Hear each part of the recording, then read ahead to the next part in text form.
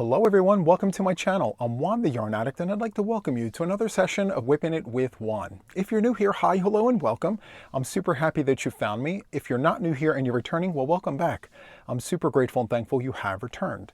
In these WIPn It with Juan sessions, I become your crochet buddy for about 45 minutes to an hour. I sit back, I work on my projects while I talk to you about all the things. So if this is of interest to you, please sit back and enjoy the video. Before we get started, please remember to hit the like button, consider subscribing to the channel if you haven't done so already, and then of course, share the video. I would definitely appreciate the support. So the question of the hour is, what are we working on? And so I pulled a project out of timeout, and it's my Annie M blanket. So if you haven't seen it before, here it is.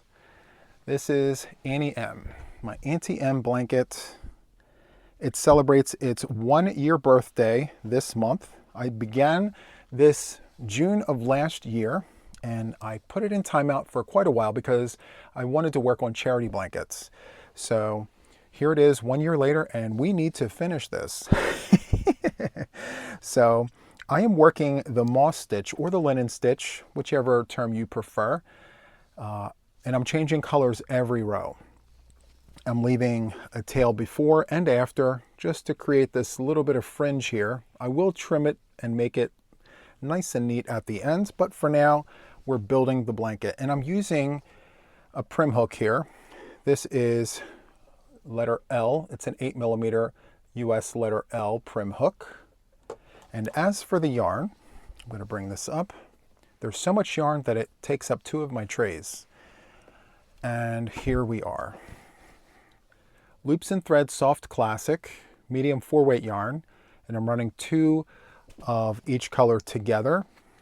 Everything is Loops and Thread Soft Classic with exception to this yellow. So this yellow is Red Heart Super Saver in bright yellow, and I decided to go with that because with Loops and Thread Soft Classic, they do not have a bright yellow colorway, and Annie M needed a bright yellow. So I think the closest thing they have to an actual yellow is butter. It's like a pale yellow, and I just didn't think that it worked well with the combination of colors. This is my pride blanket from last year, and so I really do need to finish this. The only reason why I wasn't in such a hurry to finish it last year was because I did a pride blanket. I did the granny square motifs, and I do have some still here from last year with the tails still on. So this is currently in the squirrel's nest on the couch.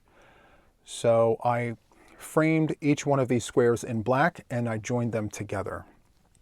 So this pride blanket from last year is finished. So I said, okay, well, fine. I can put this one in timeout and get to it when I can. But now, 1 year later, we need to finish this, as I mentioned. So I just finished the row of purple, and now the next color is white. So even though the baskets are quite chaotic, it's actually pretty neat, all things considered. I can very easily grab my 2 strands of yarn and just begin working. So I have my coffee in tow. Today I have my Las Vegas mug given to me by a viewer of the channel. Thank you so much. And I do have my favorite coffee, Dunkin' Donuts hazelnut coffee with caramel macchiato creamer in the cup. It's so good. I say that all the time. I can't help it. It's one of those things that I just cannot not say, if that makes any sense. So anyway, I'm very happy to be finally working on this blanket, and hopefully I will be able to get this finished by the end of the month. I thought about starting another pride blanket, but I need to finish the one that I'm currently working on before I start another one. Actually, I don't need to start anything. I need to finish everything first. That's what I need to do because I have projects for the channel that I'm already starting and working on. So I think what I need to do is not focus so much on creating new things as much as I need to focus on getting the ones I've created finished. I think they have a term for that. Is it called start-itis? I think that's what that is. Everything turns into a work in progress, a WIP. Yeah, I named the whole entire series after it. WIPn It with Juan, works in progress, you know? Anyway, let me assume the position. It's a whole thing. So for those of you guys that don't know, when I work on my projects, I like to have a table here. So I use my kneecap sometimes to just rest my arms, because I don't know about you, but I crochet for long periods of time when I'm not at the day job or caring for mom. And the backs of my arms get really sore and tired. So if I lean my arms on my knees, it actually gives the back of my arms a little bit of a break. I don't know if that makes any sense, but I find that it helps in some really weird way. Anyway, I'm okay with it. It helps me. So let me just go ahead and turn the blanket over.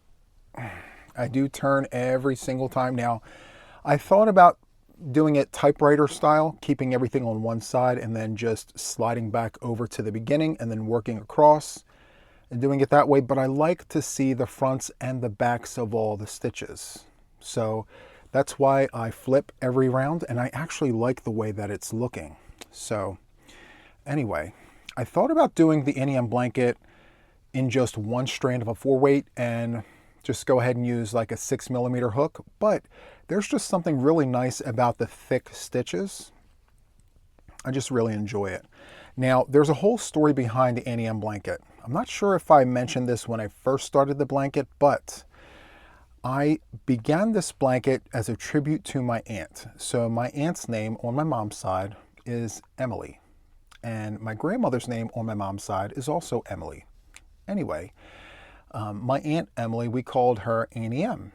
And she was the one who taught me how to crochet. And this was me paying homage to my aunt.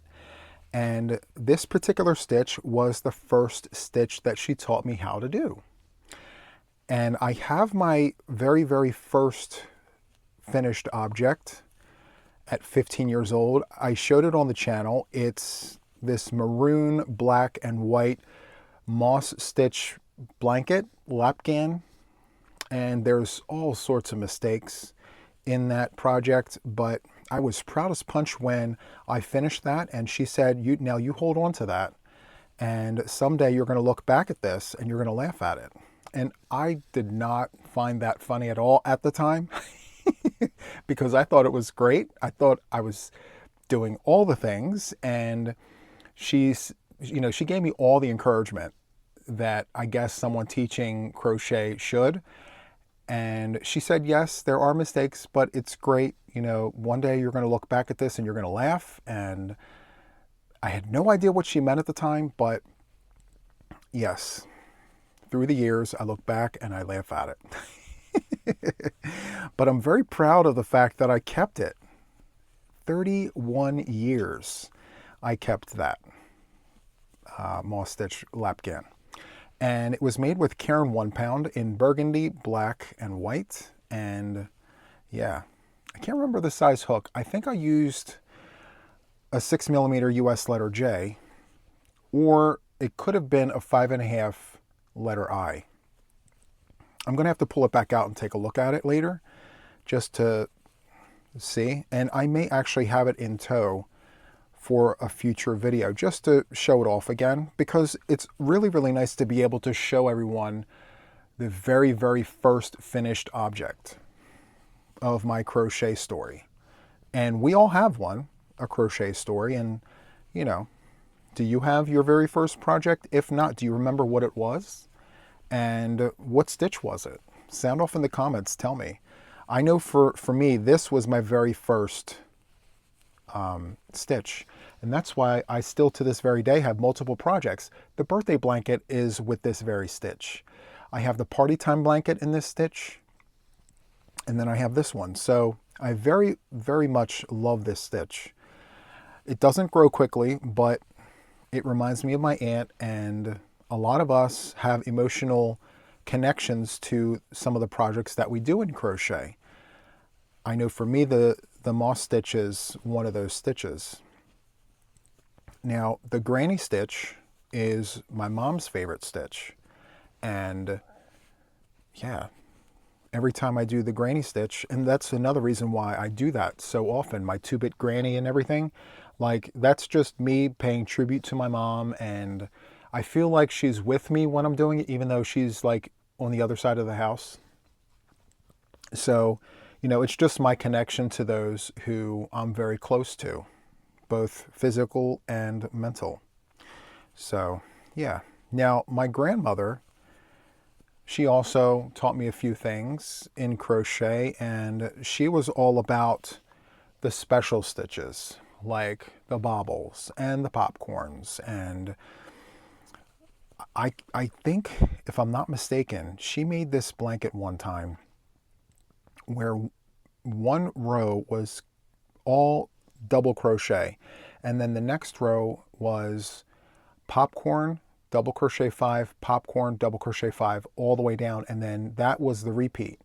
And when all was said and done, it was like stacked popcorns, rows of popcorns with flats, I guess flat sections of double crochet, and people would pay her for that.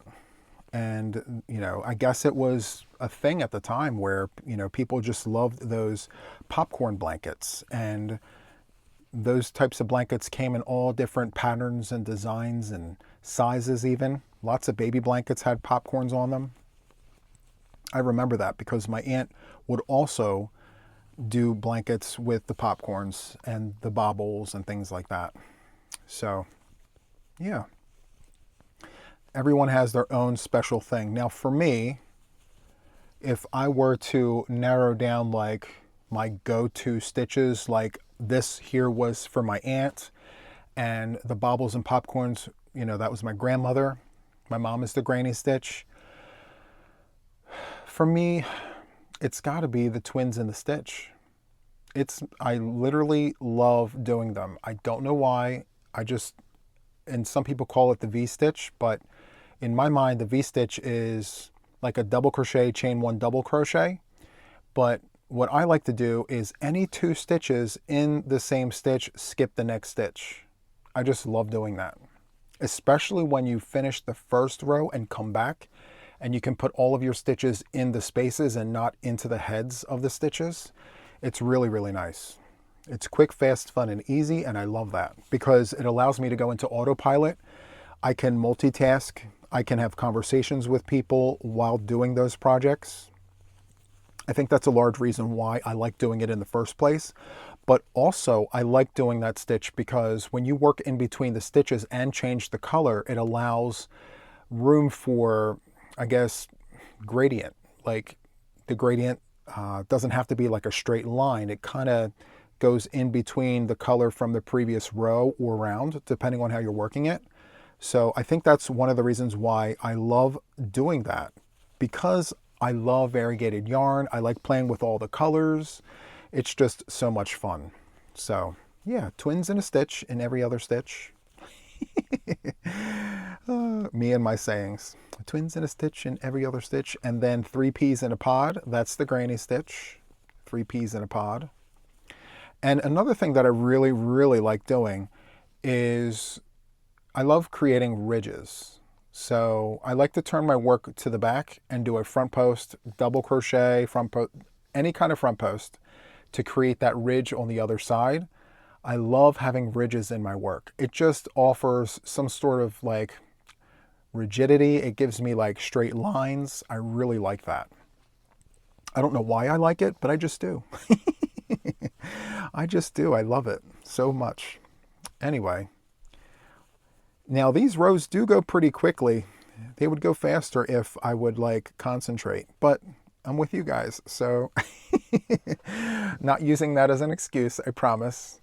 I need my scissors, which I came prepared. I have scissors. We have to make sure we cut a nice tail. And the next color is going to be black. So let me just put the white back where it goes. Let me bring this up so we can see the things. Black is a very difficult color to crochet with. See, I can pull both strands quickly. I can kind of sort of see where I left them last time, but I just have to make sure that the tips match. And I think what I'm going to do to conserve the yarn, not conserve, to make sure I use the yarn is when this is done, I'm going to take what's left over and create something with it. I don't want to cake this up and just leave it sit on the shelf because we have history. Me and these skeins of yarn in these 2 trays, we have history. So let me go ahead and change the color.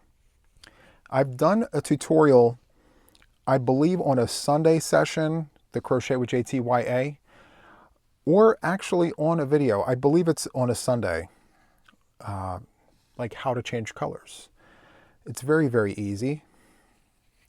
Feel free to check that out if you're interested in knowing how to change colors for a very clean break between the colors on different stitches. Singles, trebles, doubles, doesn't matter. In the corner, in the round, it's a very, very easy and systematic way to change colors without worrying about that color dipping into the wrong round or side. It's really, really nice. Okay. So now that I have the next color on, hopefully this one goes quickly because between us, I love the color black, but I don't like crocheting with it. I don't like crocheting with it because it's so dark. I used to, when I was younger, I was all about the dark yarn. My aunt used to call me morbid. I had a morbid, spirit, I guess. I don't know. Because it was all about the black and the dark gray and like the dark browns, no color. I was always about those kinds of shades and hues, like the real deep dark purple. Well, it's still my favorite color, eggplant. But along with the eggplant, I used all of those dark, cold colors, But yes, I don't really care to work with the black. So I would almost go with charcoal before running to the black. But this is a pride blanket, so I figured let's just do this correct and use the color appropriately. So yeah. Now it goes very quickly because every other stitch is a chain. Now if these were stitches in every single place, I would imagine it would take me obviously twice as long to get through the row. But yeah, not bad. I believe that if I worked on this consistently without anything else interrupting me, I could get this done in a week with what I have left. If I started it from scratch with nothing else interrupting, actually, who am I kidding? I could finish this start to beginning in a week if I didn't have anything else. Oh yeah, 100%. Because it's a really thick hook and it's 2 4-weight yarns. I mean, yeah, it wouldn't take long at all. Now, if it was a DK weight yarn and I had a 5mm hook, well, that's a different story. Now we're talking how many months? How many months will it take for me to finish that? So, yeah.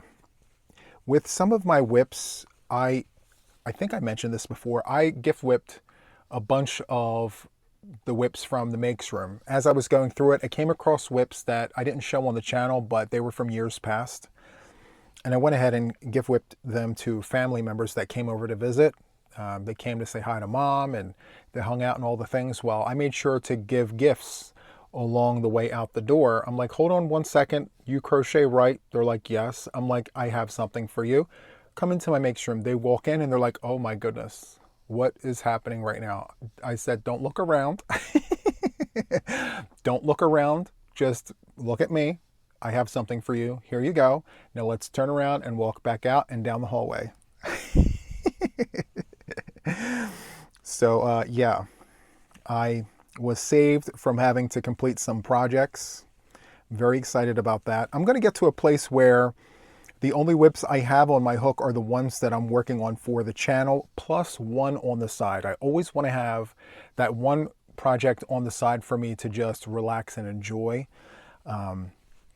Even my hexagons. Now, I've been working on that forever. And I'm at a place now where if I go any further, I need to commit to finishing it. But then I'm thinking to myself, is there anything else I could do with this variegated yarn and just sew everything that I have done already, just sew it up and make, maybe a charity blanket or two and just do that with those and maybe start fresh with something that's a little faster and not so much time involvement required, I guess. because the project seems pretty amazing. And I love the idea of having these hexagons made up with all discontinued vintage variegated yarn. However, it's just very labor intensive, which I guess makes it worthwhile in the long run. So as of late, I've been kind of torn about my journey with this blanket because of how long it's taking.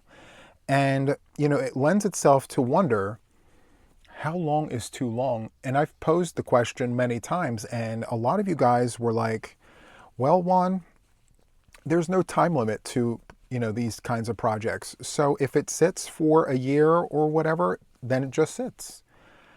And to that, I would have to agree. Like, there shouldn't be a time limit on anything, but I guess for my own sanity, I have to know like when we're going to get this project done. It's almost like I'm that toddler in the back seat of the minivan.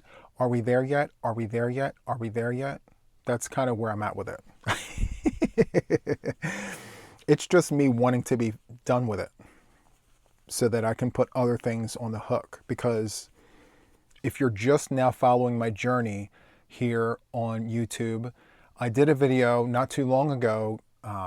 It's titled Road to the Finish Line. And in that video, I showcased well over 20 WIPs and discussed end times and when I started them and all the details.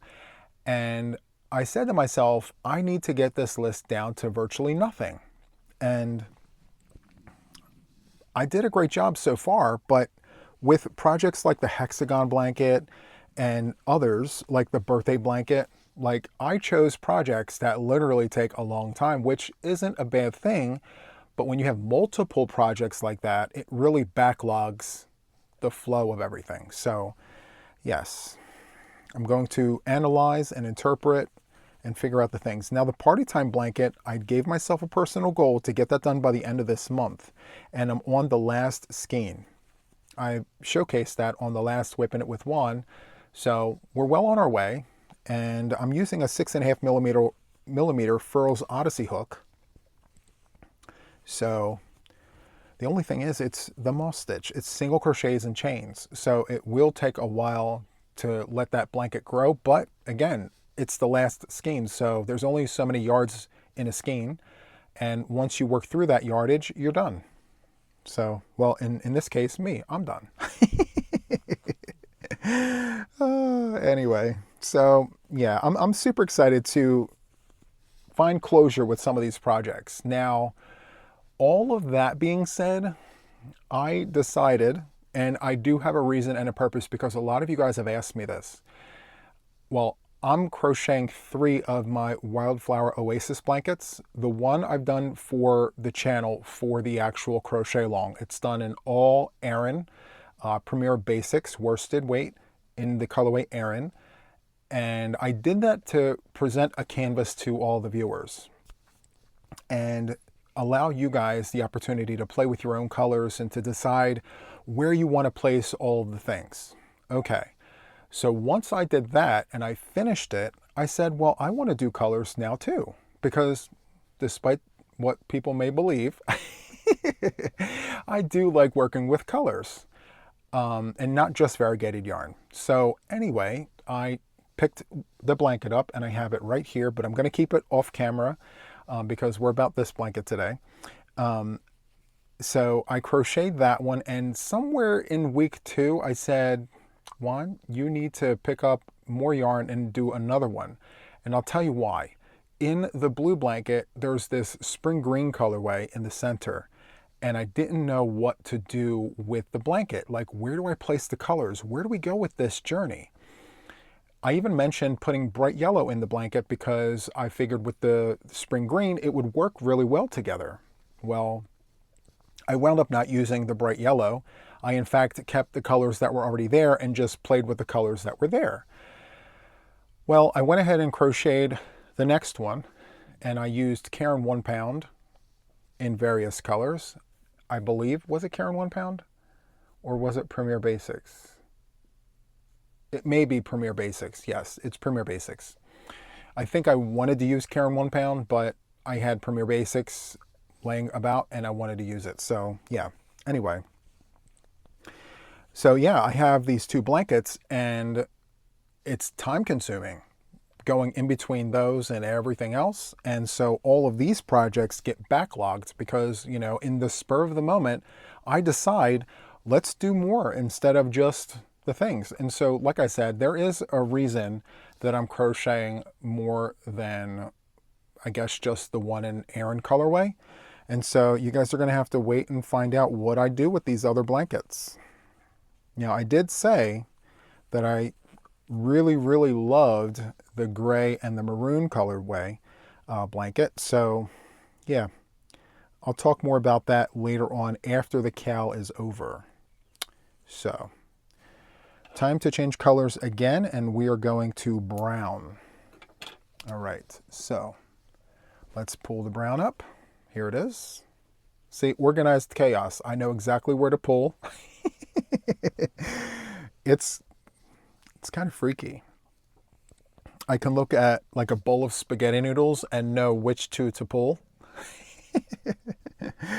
I don't know how I do that, but yes, that's how I've done it so far. I haven't had to dig or separate or, yeah, I've been very fortunate with this project. I'd like to think that maybe my aunt is watching me, you know, so, because I named this after her. Now, some people thought I named this blanket after like the Wizard of Oz, you know, the Annie M there, but no, this is literally my aunt. So, yeah. And I know she is over the moon about this blanket because I'm working her favorite stitch. So, now I did think about, just think, I thought about pulling like 3 different colors because my aunt was notorious for this with these types of blankets. The reason why I'm doing it like this is because this is exactly how she did it, except she would always use 3 colors. She would choose like a light, a dark, and a medium color. And it could be of any color, but a light, a dark, and a medium. And she would change colors every row, and each side would have that fringe. And then, you know, she would trim the fringe, and there's the blanket. And each one of us kids wound up with one of those blankets from her. And mine was red, white, and black. Yeah, so funny how that all worked out. Anyway, I don't know where that blanket is. I don't know what happened to it over the years, but somehow I managed to keep the one that I made, and the one that she made for me somehow got lost. I have no idea where it went. Anyway, and I believe it was Karen 1 pound. So yeah. Now I know my aunt worked with Red Heart Super Saver. She worked with that Sayel yarn from Woolworths. But her go-to was also Karen 1 pound, and not because of the colors, because let's be honest, the Karen 1 pound wall doesn't really burst with colors, if you know what I mean, but it had yardage. There's over 800 yards per skein, and you can really crochet quite a bit with 800 yards in one fell swoop if that's what you wanted to do. And my aunt was a huge fan of that, as am I. That's kind of why I continue getting them. Now, a lot of people ask me, Juan, do you use this yarn on the wall? I do, but I replace it. So if you've been around, you know that I have Karen 1 pound in all 3 rooms. I have it here in the Squirrel's Nest and in the yarn room. I don't think I've ever brought you guys to the yarn room after it's been changed over from the makes room. Anyway, I have Karen 1 pound in all 3 rooms. And so if I pull from this room, I will go to the yarn room and fill it back in. So I have backups to the backups, if that makes any sense. Yeah, backups to the backups. And what I did was I waited for the sales. When Joanne had a sale and I had a coupon on top of that sale, I took advantage of that. And for a lot of my skeins, I paid less than $6 for these skeins that are now $12 and $13 a skein. So my Karen 1 pounds, I'm very attached to because of the price that I paid. Now, they didn't all go for the same price. I have some Karen 1 pounds from Big Lots, and I believe it was buy one, get one free at $3.99 per skein of Karen 1 pound in terracotta and like some blue variegated yarn. I showcased it on the channel a while back, and I bought every single skein they had. Yep, that was when I mean, seriously, when it comes to carrying 1 pound, it's, you know, I can't even compare it. I can't even talk about it.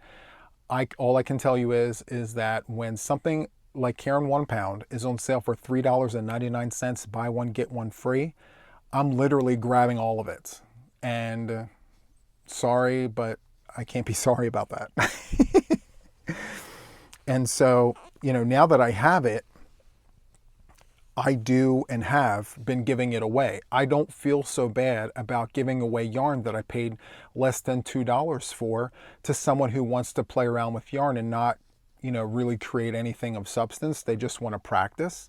So I've had some family come over and ask for yarn. And of course, I'm giving them yarn, but that's the kind of yarn that I give first because I didn't pay much for it. It was literally less than $2 for 1 pound of yarn. Here you go. Do all the things with that yarn, that terracotta yarn. Now that blue variegated, I believe it's called blue raspberry, I think. I can't remember the exact name, but it's like gradients of blue, and it had like a dark purple fuchsia colorway in there. It kind of reminds me of the Bonbon print from Red Heart Super Saver, but like darker. And yeah, I didn't give any of that away because that would make great donation blankets for kids, for anybody really, especially if you take complementary colors and run that color with that yarn. So for instance, if you're using like a cobalt blue and like that deep fuchsia, believe it or not, spring green is a really nice color to go with that. I don't know why it works, but it does. Yep, spring green. You can use yellow, orange, like a varsity orange from Joann, like the big twist. So I have to get used to not saying Joann. I know with the closures and everything, but let's face it, a lot of us who crochet, we have big twist. And the first name that comes to mind when we say big twist is Joann. I mean, there's just no way around that as of right now, but I'm hearing through the grapevine that Michaels is picking up all the things Joann. Now, I wonder if Mary Maxim will no longer carry the Pound Plus, because I remember even seeing it on their website, the Pound Plus Big Twist. So now that Michael's bought all the things, I wonder if they're going to just like not carry that anymore. And then Hirschner's. I heard Hirschner's was carrying Big Twist. So now that Michael's has all the licensing and things, what does that look like? I'm very, very curious, but I'm not one to assume, so I'm just going to sit here and wait it out and see what happens. I'm sure everything will come to fruition once the dust settles, because I know that information spread like wildfire all over the YouTube streets. Everybody was talking about it. And I'm like, well, I'm just going to wait and see, because I can read something, but it doesn't necessarily mean that that's facts, right? I mean, depending on where the source is, I just decided to not even get into any of that. I'll just watch and scroll, and just I'll get the update when the source has the update. So yeah, but I just have to get used to saying Michaels for Big Twist, I guess. And if they carry the Vortex yarn, I'm just putting it out there right now. If they have Vortex, or if they're going to be getting Vortex, I will be first in line, and I need to get my hands on the rest of those colorways that were advertised at Joann. There was this one colorway. It had deep reds in it. I can't remember the name, but it had really deep reds and like purples, I believe it was, in the cake. That was the one colorway that was not sent to Delaware, to our Joann's, so we haven't really had a chance to play with that yarn, at least from my experience. Now, we don't have that many Joann's. Well, we didn't have that many Joann's here in the state of Delaware to begin with. I think maybe we had 2 Joann's, one upstate, one mid-state, and that's it. So yeah. Now, there were Joann stores in Pennsylvania and I believe in New Jersey somewhere, but too far for me to drive. So anyway, Wow. This yarn is very, very thick, soft, and squish. If you're not familiar with Loops and Threads Soft Classic, I would encourage you to try it. I'm sure that you've all tried it already, but it bears worth mentioning because I really do enjoy a plump 4-weight yarn. And especially with two of them run together, it's so, so good. It's like working with a chunky, like a thick 5 when you're running two of these 4s together. It's not like your standard bulky 5. It's a little thicker than that because of how plump the 4-weight is, which I really enjoy. It's so much fun. Anyway, as I mentioned before, I'd be a lot further if I spent more time working on my project than just, yapping away. But why not, It's all about the journey and not just about the end result, right? So I think I featured this blanket in 2 other WIPn It with Juan sessions. Yeah, the 2 others were from last year when I had this on the hook. And I did work on this some off camera, but I just really didn't have the time,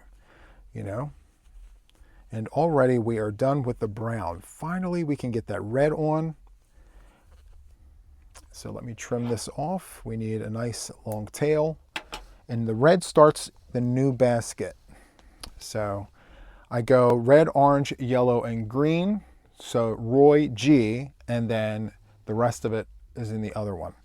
So now the red, look at that. Both strands. I don't know how or why that's even happening, but so far for this entire project, I've been able to pull both strands right out of the basket without having to fish for them. Okay, so let's go ahead and make sure to leave a nice tail. And let's tie this off. Now I wonder if I decide to put this project back on the hook, maybe with different colors. Would anyone want to see a tutorial on this? Sound off in the comments and let me know. I mean, it is your basic moss stitch back and forth. However, we have tassels on either end. And we can create all the beautiful things with the wonderful colors. So just let me know. And if so, I will eventually work with my team and get one of these out. Because it's not going to be one of those long tutorials. It's literally a 1-row repeat. So, yeah. Is it a 1-row repeat? No, 2. I would safely say 2. Yes, because, 2-row repeat. But yeah, I've done one in a rectangle. I've done one as a square. I guess to just round everything off, maybe I should just have one for the channel going back and forth so I can say I have it in every way that you can do it, except I don't have one C to C. I did start one. I think I've even shown it on the channel. I'll wait until next time. I have this bad habit of stopping what I'm doing and running after like I squirrel. I'll run and totally get into another topic. Like I would have stopped this. I would have dug through that yarn over there and pulled out what I'm talking about because it came up in the conversation. So I've started a corner to corner. I haven't frogged it out. I don't like the yarn that I chose for it. Anyway, yeah, maybe we can get to a place where I can say, I've done the moss stitch every way that it could be done. That would be totally cool, right? Anyway, I'm back onto the red. I feel so good when I see the red again because it lets me know like we're beginning another repeat of all the wonderful colors. So yeah. Now this year I do have a Pride project that I'm rolling out. It is not ready yet. I started it June 1st. And yes, I know I should have started it in May, but we had the cow to prepare for. And by the way, I'm also wrapping up a make-along. So 2 of the things, a make-along and a crochet-along. And I didn't want to interfere with that, so that was my focus. And so now that they're wrapping up, I decided for myself that we're going to go ahead and do a Pride project for June. And so the project is a shawl, and I literally have one section left to put on, and then I'll be able to feature it on the channel and put out the tutorial for it and everything. I just wanted to make sure that the work is finished before I show it and talk about it, because last year I would do that a lot. I would show the work and be like, yeah, look, this is what I'm working on, and yes, it's going to be a thing, and so on and so forth. But then, you know, the time between me talking about it and actually rolling it out on the channel varied depending on the project. And a lot of people were like, remember that thing that you showed? Like, when is that coming out? And I would forget, because there would be so many different projects that I would say that to or say that about, you know? So now I have this rule where I won't show it until it's done. But I will talk about it and let you know that I at least have a project for Pride. And yeah, so I'm very excited to showcase that. Now, the members of my channel, I can't remember if it was in Zoom. I think it was in Zoom. So the official Yarn Addicts have seen a peek of it. And so far, the feedback has been very positive, and I'm very excited to showcase it off. And yes, there is a written pattern, and yes, there will be a tutorial. Very excited about that. So yeah, this is so, so nice. I love this red.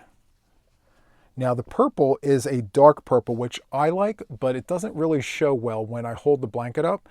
You can literally see like 90% of the colors, like vividly. I would say the purple and the blue maybe are the two colors that are really difficult to see, because maybe they're a little on the dark side. I think they're a little too dark, but this is the yarn that they had, and on this side of the camera, when you're looking at it, spot on. It's perfect. So yeah. I'm going to finish this row, and then I think we're going to wrap up this session of WIPn It with Juan. I'm just so happy that I've been able to work on this blanket, and I'm going to set a personal goal for myself to not allow this blanket to be more than 1 year old before it actually gets done. So I guess by the end of the month. Again, I don't really have much more to put on this blanket. I just need it to come up to my neck, and right now it's like at chest height, so yeah, not much. Now I thought about making it like super long, but it's not really wide, so it doesn't make sense to make it like a long rectangle. So proportion in terms of the width, I think to my chin would be sufficient. So that's kind of where we're going to go with that. So I don't have much more to go here, just a few more stitches. And yeah, so I know I say this for every video, but if you really enjoyed this video, make sure to hit the thumbie button. I would really appreciate it. The algorithm loves it when we do that to videos we like. And then also too, if you're not already subscribed to the channel, it's free to subscribe. So by all means, if you like my content, subscribe. We'd love to have you here. And make sure to share the video if you want to support the channel. I mean, there's nothing better than seeing how many times a video gets shared and just knowing how many more eyes are getting on the videos, you know? So yeah, just a few more stitches to go and we can wrap this up. And so at the end of the row here, what I like to do is not complete the stitch all the way. Just do that where I draw that loop, and then that's it. Then what I do is I make my bunny ear. That's it. Okay, so this is our progress so far. I did, let's see, 1, 2, 3, 4. We did 4 rows for one session. I could have doubled that, but you know, me and my talking. Okay, so yeah, and here's the fringe. Very, very nice. I think it will look better once it's trimmed, you know? Anyway, thank you guys so much for watching, and I believe that is all. Make sure to do all the things we mentioned earlier. And so until next time, take care, friends. Bye.